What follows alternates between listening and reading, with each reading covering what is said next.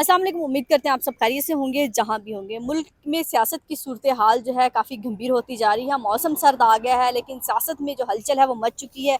एक तरफ जो है पाकिस्तान तहरीक इंसाफ ने जहाँ पर उनकी हुकूमत है KPK में वहाँ पर वजारत आला की जो कुर्सी है वो चेंज कर दी है। अब कोई और उम्मीदवार सामने आया है कि अली मीन गंडापुर से वो जो है आपने कुर्सी ले ली है इमरान खान साहब ने। अब जो है सुहेल अफरीदी का नाम जो नामजद किया जा रहा है। इस्तीफ़ा दे दिया है, अभी तक इस्तीफ़ा कबूल नहीं हुआ। दूसरी तरफ इस्लामाबाद में गढ़ जो है गवर्नर फैसल करीम कुंडी का जारी है। कभी मौलाना फजल रहमान से मुलाकात होती है, कभी स्पीकर कौमी असम्बली से मुलाकात होती है और कभी एमएल वली खान से मुलाकात होती है। और तीसरा इस वक्त इस्लामाबाद में और पूरे पंजाब में ये सूरत हाल है कि तहरीक लब्बैक ने जो एहतजाज की कॉल दी हुई है और रास्ते बंद है, मोबाइल सर्विस बंद है। अब ये गैर मुइना मुद्दत तक के लिए बंद रहेगी, कब क्या हालात होते हैं। लेकिन सबसे पहले हम बात करेंगे पाकिस्तान तहरीक इंसाफ की सियासत पर। और पाकिस्तान तहरीक इंसाफ ने जो है वज़ीर आला की जैसी कुर्सी चेंज की है तो DGSPR का भी मौक़िफ़ क्या, बड़ी एक प्रेस कॉन्फ्रेंस आ गई। ऐसा लग रहा था कि सिर्फ एक जमात को टारगेट किया जा रहा है और ये बताया जा रहा है कि सुहेल अफरीदी को वज़ीर आला नहीं बनने दिया जाएगा। मेरे साथ मौजूद हैं आदिल अब्बासी जो अडयाला जेल को भी कवर करते हैं। आपकी मुलाकातें भी होती रहती हैं पाकिस्तान तहरीक इंसाफ वालों से। आपको क्या लगता है कि सबसे पहले तो अली मीन गंडापुर को क्यों हटाया? क्योंकि मौक़िफ़ ये दिया जा रहा है कि अली मीन गंडापुर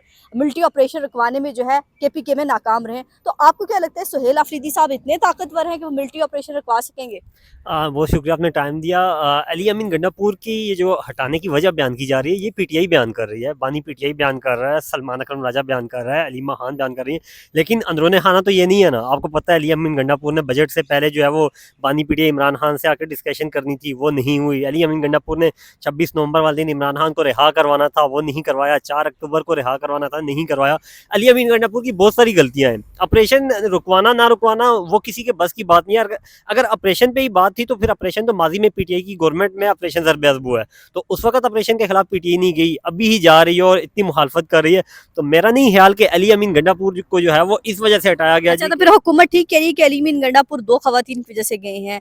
पहले बुशरा बीबी को अली मीन गंडापुर ने जेल भिजवाया, फिर अलीमा खान ने जाके शिकायतें लगाई तो अली मीन गंडापुर साहब जो है आउट हो गए। देखिए, इस बात को जो है वो रद्द नहीं किया जा सकता, क्योंकि अली अमीन गंडापुर 2 सालों से गलतियां कर रहे हैं और बहुत बड़ी बड़ी गलतियां कर रहे हैं। लेकिन जब वो अलीमा खान पे आए, लेकिन जब वो बुशरा बीबी के खिलाफ गए तो फिर उनके खिलाफ जब वो रंदा फेरा गया है। लेकिन ये भी कहना दुरुस्त है कि अली अमीन गंडापुर जो है वो पिछले 3-4 महीने से मुलाकातें नहीं कर रहे थे और कहा यह जा रहा था कि ये जाके खुद अडयाला के बाहर बैठ जाता है। और जुनैद अकबर ने परसों हमें यहाँ पे कहा था, एक दिन पहले जब ये वजारत आला से हटाए गए, तो उन्होंने कहा जी कि मिशाल यूसुफजई के साथ इसके ताल्लुकात ख़राब थे। जैसे ही ताल्लुकात बहाल हुए तो अडयाला के दरवाजे मिशाल के लिए खुल गए। तो मतलब जो गंडापुर मिशाल यूसुफजई के लिए अडयाला के दरवाजे खुलवा सकता है, वो अपने लिए भी खुलवा सकता था। तो ये जानबूझ के उसने रोका हुआ था। और जैसे ही PTI के चेयरमैन जो है Imran Khan, pattern in chief, उनको समझ लगी है तो उन्होंने उन्हें साइड लाइन किया है। अच्छा, आप ये तो हो गया PTI के अंदरूनी से, लेकिन हुकूमत को बड़ा एक मसला लग रहा है कि अली मीन गंडापुर को जैसी हटाने की बातें हो रही हैं, उससे पहले वो अली मीन गंडापुर को नाकाम वज़ीर आला कहते थे।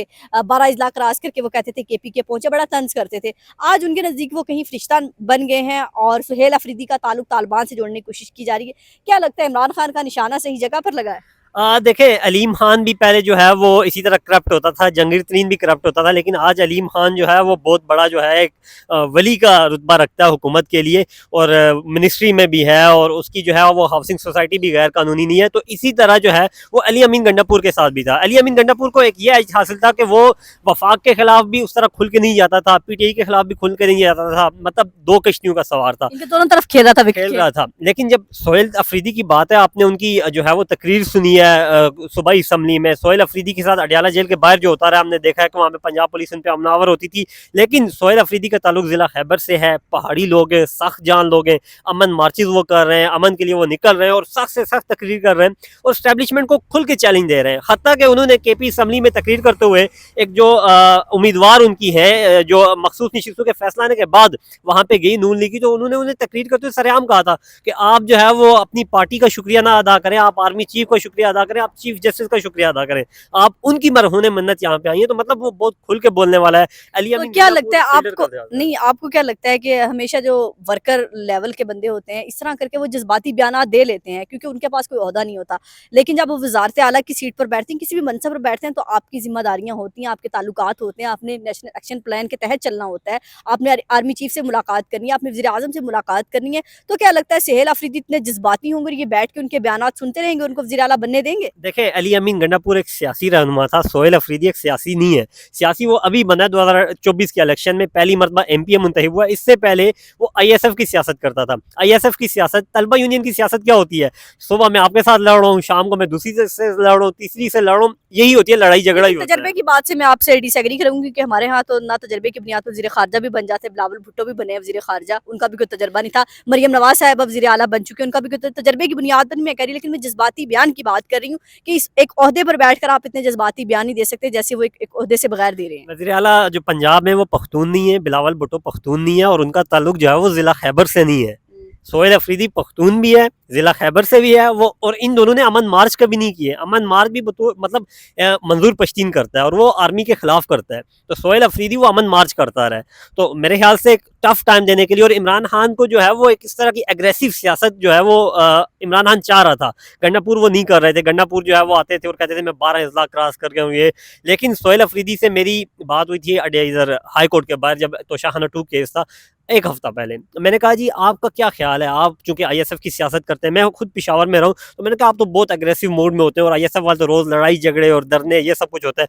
तो कहते हैं यार मेरा बस चले ना, तो अभी इस्लामाबाद में धरना हो, हम केपी में ना बैठे हो। तो मतलब सोहेल अफरीदी की ये सूरत देखते हुए, बैकग्राउंड देखते हुए उनको सिलेक्ट किया गया है। आपकी असेसमेंट क्या कहती है? क्योंकि कुछ लोगों का ख्याल है, और मुझे भी ये लगता है कि इमरान खान ने उसको चुना ही इसलिए है कि अगला पड़ाव पीटीआई का फिर एक बार फिर इस्लामाबाद में है, और सहाफ़ियों के लिए मुझे लगता है कि दिसंबर बड़ा टफ होने वाला है, क्योंकि 26 नवंबर से पहले इमरान खान बरसी जो है इस्लामाबाद में मनाना चाहते हैं। देखे, सोहेल अफरीदी की ये विश अपनी भी थी, और सोहेल अफरीदी जिस तर्ज का एक वर्कर है ना, वो वर्कर्स की आवाज़ है।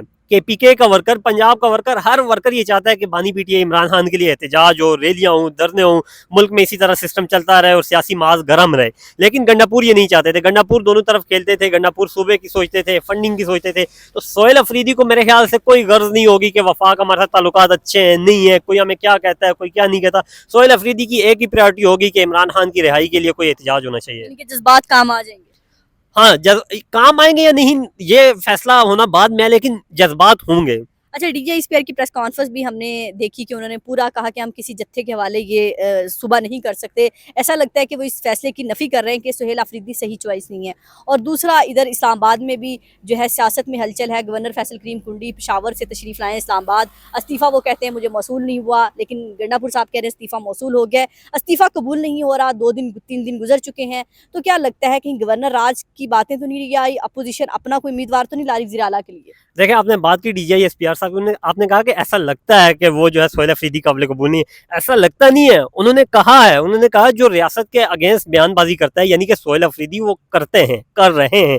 उन्होंने कहा ये काबिल कबूल नहीं है और किसी सूरत काबिल कबूल नहीं है। तो मतलब सोहेल अफरीदी काबिल कबूल नहीं है। अब काबिल कबूल वो कैसे बनते हैं? शायद वो ऑपरेशन की इजाज़त दें या इस तरह का कुछ, और वो भी लगता नहीं है कि वो देंगे, क्योंकि ज़िला खैबर से ताल्लुक है, मैं फिर कहूँगा, और वहाँ से ताल्लुक रखने वाला बंदा ये काम नहीं करेगा। गंडापुर ये नहीं है। दूसरी बात, गवर्नर राज की, गवर्नर जो है वो अभी तक इस्तीफा कबूल नहीं हुआ। तो अब देखते हैं, क्योंकि गंडापुर विकेट के दोनों तरफ खेलने वाला है, तो गंडापुर को कुछ गंडापुर जितने हासिल है। गंडापुर जितने रिलैक्स हैं, जितने आराम से इस्तीफा दिया जा रहा है, वजारत, बेशक वो कहते रहेंगे इमरान खान की अमानत थी ये सीट, लेकिन इतनी बड़ी सीट छोड़ना किसी के लिए भी इतना आसान नहीं होता। ज़ाहिर है एक वजारत का जब आपने मज़ा लिया हो। लेकिन अली मीन गंडापुर बड़े रिलैक्स हैं, बड़े आराम से आज उन्होंने वज़ीर आला हाउस भी छोड़ दिया है, बड़ा अलविदाई मुलाकातें भी की हैं, अलविदाई शाही भी। तो मुझे ऐसा लग रहा है कि अली मीन गंडापुर को पता है कि मेरा इस्तीफा मंजूर नहीं होगा। अली अमीन गंडापुर को पता भी है, लेकिन अली अमीन गंडापुर जब यहाँ से एहतजाज करके भागते थे, तो वो अपनी पार्टी को दूसरे दिन कहते थे एहतजाज जारी है जी, ये एहतजाज खत्म नहीं होगा। एबटाबाद में जाके प्रेस कॉन्फ्रेंस करते थे और उसके बाद एहतजाज नहीं होता था। अली अमीन गंडापुर एक मरतबा फिर वही लालीपाप दे रहे हैं जी कि मैं जो है पार्टी के लिए एज आ वर्कर काम करूंगा। उनके तर्जुमान ने भी जो है वो वज़ीर आला के तर्जुमान से इस्तीफा दे दिया, हालांकि वो जो होते हैं वो वज़ीर आला हाउस के होते हैं, वो भी इस्तीफा दे के साथ चले गए। तो मेरे ख्याल से अली अमीन गंडापुर को कहीं ना कहीं से उम्मीद की किरण नजर आ रही है कि शायद मुझे कहीं ना कहीं से सपोर्ट हासिल होगी और मुझे वापस कोई वापसी की राह हमवार होगी। थैंक यू जी, बिल्कुल आपने गुफ्तगू सुनी कि वज़ीर आला केपी के जो हैं तब्दील होते हैं या नहीं होते, ये तो फैसला बाद में होगा।